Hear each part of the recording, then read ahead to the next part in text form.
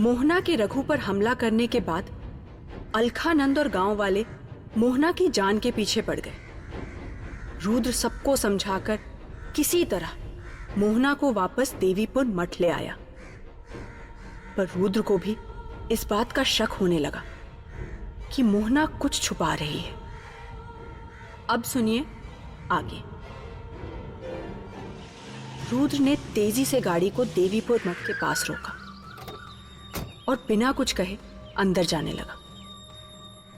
मोहना उसे बुलाते हुए पीछे पीछे आई। रुद्र, मेरी बात तो सुनो, मैंने कुछ गलत नहीं किया। सुनते ही रुद्र के कदम रुक गए। वो गुस्से से पीछे मुड़ा और मोहना पर बरस पड़ा। कुछ गलत नहीं किया? एक 10 साल के बच्चे का गला घोटकर जान लेने की कोशिश की है तुमने। आंगन में खड़ी साक्षी दोनों की बात सुनकर चौंक गई। गुस्से से लाल रुद्र का भयानक रूप देखकर भी मोहना वहीं डटी खड़ी रही और बोली, बच्चा नहीं है वो, मैंने अपनी आंखों से देखा है, कोई धोखा नहीं था वो, काली शक्ति। रुद्र भड़का, बंद करो ये बकवास।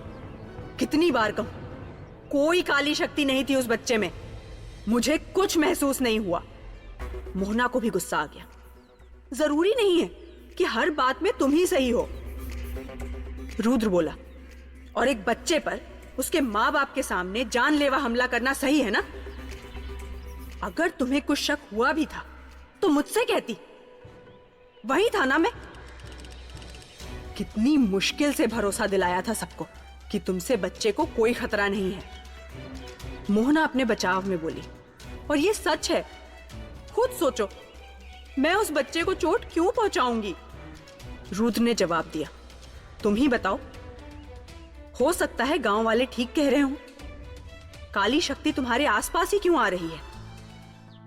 रुद्र की बात सुनकर मोहना को इतना धक्का लगा कि वो कुछ बोल ही नहीं पाई, बस वहां से चुपचाप अंदर चली गई। साक्षी भी सन्न खड़ी देखती रह गई।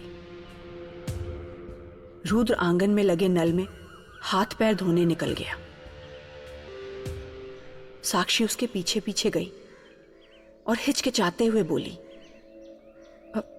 रुद्र, मैं जानती हूं तुम नाराज हो, लेकिन मुझे नहीं लगता कि तुम्हें मोहना से इस तरह से बात करनी चाहिए थी।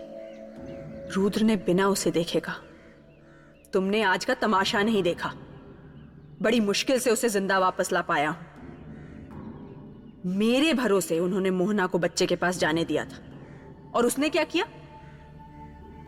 साक्षी उसे समझाते हुए बोली, जो हुआ बहुत गलत हुआ, लेकिन मोहना की अपनी वजह थी।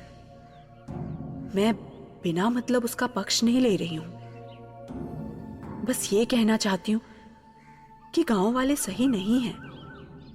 मोहना एक अच्छी लड़की है, कोई बुरी शक्ति नहीं। रुद्र का गुस्सा शांत हुआ। वो बोला, मैं जानता हूं मेरा वो मतलब नहीं था, गुस्से पर काबू नहीं रहा तो मुंह से निकल गया, मगर मोहना ने आज गलती की है और वो मानने को ही तैयार नहीं है। अगर उसने ऐसा ही कुछ फिर किया तो मेरे लिए उसे बचाना मुश्किल हो जाएगा। साक्षी ने कहा, तुम्हें एक बार मोहना से बात करनी चाहिए, एक गलतफहमी की वजह से कोई मुसीबत ना खड़ी हो जाए। ऊपर से तुमने काफी बेरुखी से बात की उससे, उसे बुरा लगा होगा। रुद्र के चेहरे पर पछतावा नजर आ रहा था। उसने सिर्फ हां में सर हिला दिया।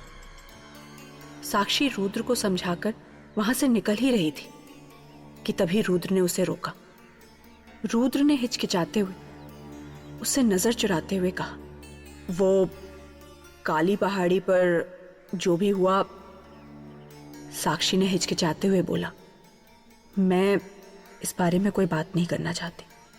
रुद्र ने फिर भी अपनी बात पूरी की, तुमसे बात करके अपनी सफाई देने का मौका ही नहीं मिला।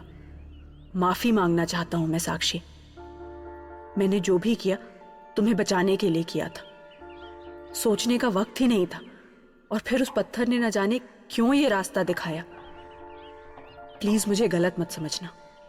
साक्षी रुद्र की आंखों में खुद के लिए प्यार देखना चाहती थी, लेकिन उनमें केवल शर्मिंदगी और माफी दिखी। उसकी कही बात साक्षी के दिल पर और गहरी चोट कर गई। फिर भी उसने संभालते हुए कहा, इतने सालों से तुम्हें जानती हूं रुद्र, गलत नहीं समझ सकती। तुम एक साधक हो, बिना किसी बड़ी वजह के अपनी सीमा पार नहीं करोगे।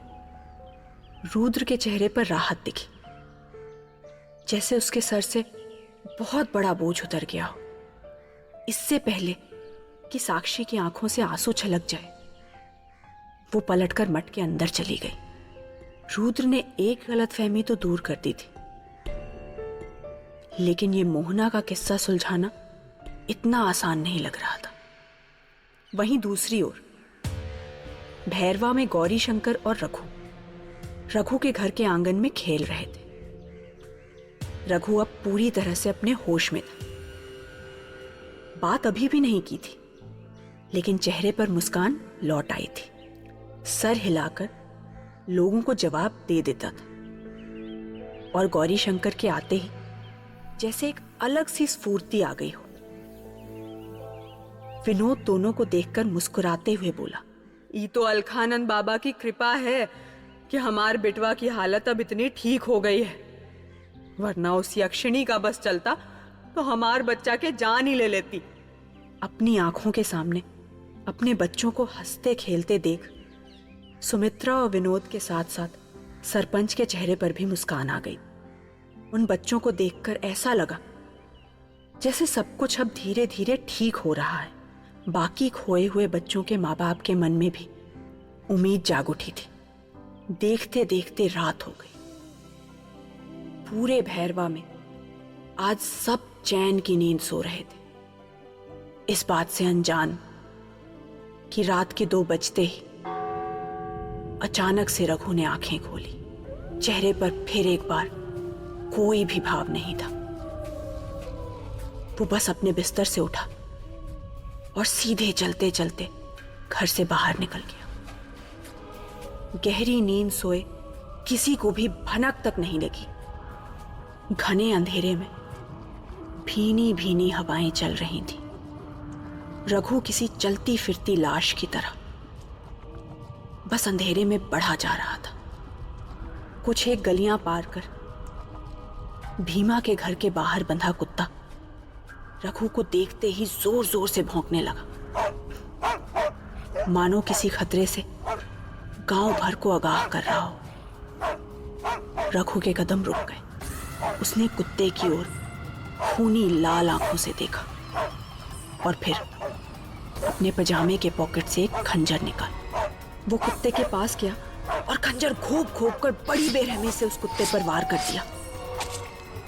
खून की धारा बहने लगी। एक ही पल में सब कुछ शांत हो गया। काले अंधेरे के सन्नाटे में सिर्फ एक खंजर की दबी हुई सी आवाज आ रही थी और एक काली आकृति पेड़ के पीछे से छिपकर रघु को, उस कुत्ते को बेदर्दी से मारते देख रही थी। क्या सच में था रघु के ऊपर काली शक्ति का असर? और अगर था तो सिर्फ मोहना को ही इसकी भनक क्यों लगी?